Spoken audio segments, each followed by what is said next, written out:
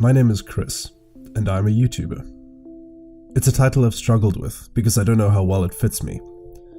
Over the years, I've created hundreds of videos and poured thousands of hours into creating content, but never have I felt comfortable calling myself a content creator, vlogger, YouTuber, or any of the other titles people normally use for this kind of thing.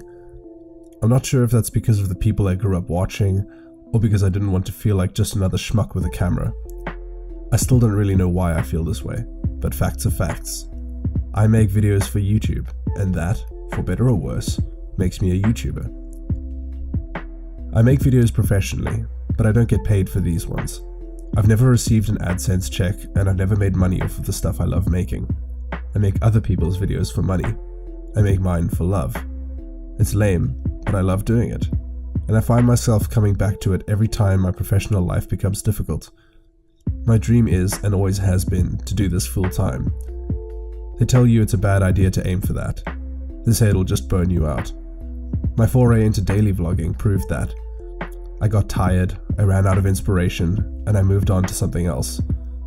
But my love for making my own videos never died. It just took a comfortable backseat and waited patiently for me to come back, like I always do. There's no special reason why people should choose to watch my videos over anyone else's. That is something I've struggled with over the years. I used to get frustrated seeing people succeed making content I consider to be bad, seeing people grow their names on a platform of misinformation, hate, trolling, fake pranks, drama, gossip, and all sorts of things I thought to be beneath me. My perspective on those people has changed. I'm not somehow superior to them, and I don't pretend to know their motivations, nor do I judge anyone for chasing a dream, whatever shape it may take. That took some time to come to terms with. Part of what I've struggled with is the inescapable sense that I have nothing to say or show, that my life isn't worth sharing. This doesn't come from a self-esteem issue, but rather from my training as a filmmaker. We are taught to tell stories, and the vlog, by its very nature, is not a contained story. Unless you have the kind of life where any given day is a self-contained narrative wherein interesting characters come together and interact in interesting ways, it's hard to feel that the story of some guy living his life day by day is worth telling. Studio executives would call it bad writing. I'm trying to escape that way of thinking. We live in a time where almost anyone can tell a story, and that reminds us all how far from unique we are most of the time. I think that discourages us from sharing our experiences because they feel contrived, meaningless, or just silly. I am not Casey Neistat, nor, I suspect, will I ever be. Even if by some miracle I had his following, would I be anything similar? We are very different types of people who happen to share a skill set, the ability to tell a story in a visual medium. The difference is that his story is interesting by way of its access to a life most people would never experience. Mine is the opposite. My story is just like yours, albeit with a few flourishes and changes here and there. When I started my vlog, I was aware of this on some level. That's why I called it aggressively average. Because my life is, for want of a better term, normal. This was a huge sticking point for me, and I think it is for many people, because who wants to tell a normal story? My thinking now is that there is nothing wrong with telling a normal story. A normal story of a normal person with dreams and challenges, talents and failings, strengths and staggering allergies. That's why I'm making this video, as a reminder to myself and to anyone watching that there is nothing wrong with being normal and with telling your normal story. Not everyone has to be Harry Potter or Frodo Baggins or Super Mario. There's nothing wrong with just being a person who likes to tell stories. Much as I love the work of people like Casey Neistat, I think they have made it more difficult for some people to start telling their own stories. I watch them and feel as though I can't compete. So this video is here to tell me that I don't have to compete. I don't even have to play the same game they do. I can just do what I like. I started making YouTube videos in 2011. It was part of an entrepreneurship program I was involved in. We were asked to pitch business ideas, and I, not wanting to think up the new bagel craze, decided to research online revenue.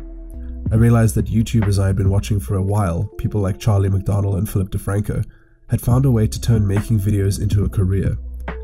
I found that, more than anything, I wanted to be like them. Maybe I wanted to have a voice. Maybe I just wanted to be my own boss. I started my channel and started putting out sketches. They're still online and serve to keep me humble about what I thought was funny when I was 19. I passed that entrepreneurship course on the business model I presented built around my YouTube ad revenue and my projections. Back then, you needed to be invited to join the YouTube Partner Program. After about 4 months, I got my invitation and immediately started monetizing my content. I set a weekly upload schedule and started thinking up projects ahead of time. It wasn't long before the procrastination set in and I was thinking up videos the day before they were due for upload, and I soon began to feel burnt out trying to come up with funny content. I stopped altogether before the end of 2011. In 2016, I picked up a camera and started vlogging as an experiment. Before long, my subscriber count was climbing again, and I had put out over 100 daily videos. I didn't know I was capable of that kind of consistency. Again though, I began to feel a strain.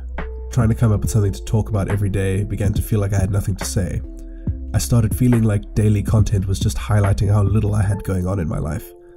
If I think about it now, that was silly, but I was too close to the picture to see it at the time. I never used to enjoy watching my own videos.